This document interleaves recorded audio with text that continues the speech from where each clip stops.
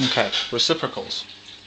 Now, to find the reciprocal of a number, the technical version of it is it's the number which, when you multiply your original number by it, you end up getting 1. You could call it also the inverse of the number. Right, so you think to yourself, what do I multiply 4 by to get 1? Now the shorthand answer to that is going to be you multiply it by a quarter, by 1 over 4. Now, the easiest way to think about it in the exam is that 4 is exactly the same as saying, the number 4, is exactly the same as saying 4 divided by 1. So the reciprocal of 4 divided by 1 is 1 over 4. Essentially, all you've done there is you've flipped the fraction. And when you multiply the two together, because of the rule for multiplying fractions, you multiply your top numbers or your numerators, you multiply your denominators, and you end up with 4 over 4, and then that's going to be equal to 1 whole 1. Essentially, that is what reciprocals is. All you're doing is you're finding a fractional value for whatever number you're given, and then you flip that fractional value, because when you flip it, you will get the inverse of that number, which is what the reciprocal is. Right, so a few examples, because that's complicated to understand.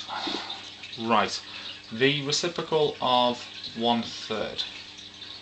The reciprocal of 1/3 is going to be to flip the fraction, so it's going to be equal to 3 over 1, which obviously is the same as a 3. So that equals 1. Importantly, in your answer, that is your reciprocal. Okay, so if somebody says what's the reciprocal of 1/3, you could say 3 over 1. I would say you're also expected to understand that 3 over 1 is equal to 3. Okay, let's make it slightly more difficult. If you wanted to find the reciprocal of 2/3, again you go by the same rule that you just flip the fraction. Okay, again, because this will give you 6 over 6, which equals 1. That's the reasoning behind it, the understanding of it. But essentially, if you get 2 over 3, the reciprocal is 3 over 2. Right, how can they make it more complicated on the higher paper and on some more difficult questions on the foundation paper? Well, they could say, what's the reciprocal of 0.2? Conventionally, to understand reciprocals, you want everything as a fraction.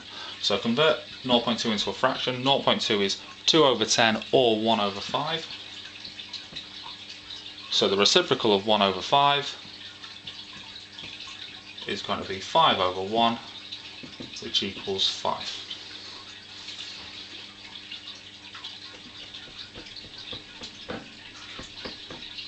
Okay, reciprocal of, let's say, 0.27, make it a bit more difficult. 0.27 is the same as 27 over 100. Reciprocal of 27 over 100 is 100 over 27, or 127ths. Offhand, obviously, I'm not sure what that number is as a decimal.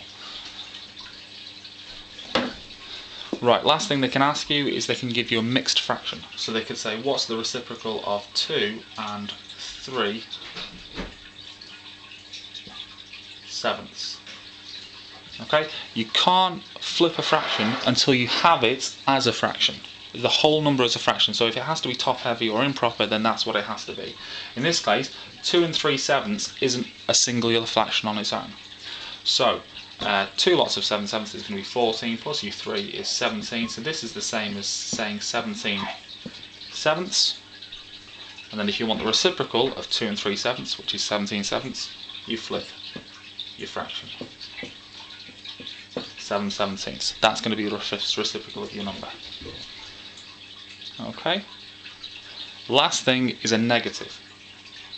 So if we combine all the things that we've used before, plus we make it negative, we'll see how it works. Right, so for example, if you've got 3.5 minus 3.5, and you want to find the reciprocal, the first thing you do is you convert it into a fraction. Minus 3.5 into a fraction, you've got 7.5s, haven't you? So that's going to be 7 over 2. It's minus 7 over 2. You flip your fraction, and because it's negative, the answer is going to be negative. So it's just minus 2 over 7.